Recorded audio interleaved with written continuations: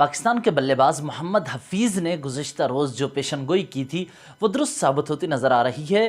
ان کے مطابق بھارتی بلے بازوں کو بہتر پرفارم کرنے کی ضرورت ہے، اور جس طرح اوپنر وہاں پرفارم کرتے ہیں لیکن بعد میں مڈل آرڈر بیٹسمین وہاں پر آ کر پرفارم نہیں کرتے، تو اس کی وجہ سے آخر پر جو ان کے آل راؤنڈر ہیں یا ہٹر ہیں ان کو زیادہ دباؤ کا سامنا کرنا پڑتا ہے۔ دوسری جانب انڈیا کی اگر پیس اٹیک کی بات کی جائے تو ارشدیپ کے علاوہ باقی پیسر پرانے گیند کے ساتھ اتنے کارآمد ثابت نہیں ہوتے، تو لہٰذا ان کی ایک تو سپیڈ کم ہے اور دوسرا یارکر وہ کم پھینکتے ہیں، اور ان کی سپیڈ کم ہونے کی وجہ سے بلے باز آسانی سے انہیں کھیل پاتے ہیں۔ آج پھر سری لنکا کے خلاف ہمیں یہی نظر آیا۔ ارشدیپ بہتر گیند بازی کر رہے تھے، اور گزشتہ میچ میں جب پاکستان کے خلاف ان کی بولنگ آئی تو اس دوران ان کی بولنگ کو نظر انداز کرتے ہوئے ایک کیچ کی وجہ سے انہیں تنقید کا نشانہ بنایا گیا۔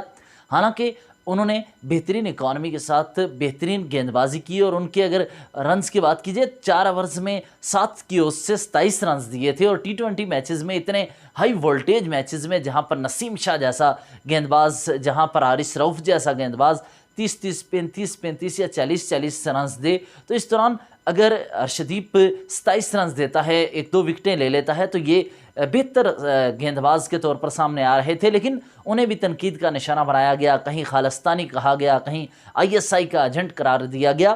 تو لہٰذا اب سوچ بدلنے کی ضرورت ہے۔ انڈین ٹیم پر تجزیہ تبصرہ تو ہوتا رہتا ہے، لیکن آج 3 پوائنٹس آپ کے سامنے رکھنا چاہتا ہوں۔ پہلا یہ کہ کوہلی کو کنسسٹنسی کے ساتھ پرفارم کرنے کی ضرورت ہے، ایک میچ میں پرفارمنس کام نہیں آئے گی۔ دوسرا، روہت شرما کو کیپٹنسی میں ایگریسو جو ان کی سوچ ہے اس کے بجائے اسے طریقے سے اس طرح کھیل کے دوران سنجیدگی سے دیکھنا چاہیے کہ اس طرح ایگریسو ہر وقت ہونا ضروری نہیں ہوتا۔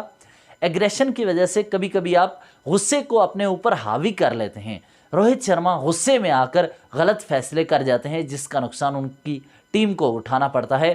کھیل کے دوران اعصاب پر، اپنے نروز پر قابو رکھنا پڑتا ہے، تو لہٰذا آگے بڑھنے کے لیے یہ ضروری ہے۔ تیسرا یہ کہ بھارت کے جو مڈل آرڈر بلے باز ہیں ان کو لمبی اننگز کھیلنے کی ضرورت ہے تاکہ لمبا سکور ہو سکے۔ اب جس طرح کی بھارت کی بیٹنگ لائن اپ ہے، اس کے بعد بولنگ جس طرح کی دیکھی جائے تو 200 کے قریب ٹارگٹ ہوگا تو بھارت کے یہ گیند باز ڈیفینڈ کر پائیں گے، ورنہ بھارت کے یہ گیند باز کامیاب نہیں ہوں گے۔ آگے T20 ورلڈ کپ ہے، ایشیا کپ سے بھارت باہر ہو گیا، اس کے لیے تیاری کرنے کی ضرورت ہے، نظریں اس پر رکھیں۔ اور اگر آپ چاہتے ہیں کہ کرکٹ پر تجزیہ تبصرے ہوں تو ہمارے YouTube چینل سے منسلک رہیے۔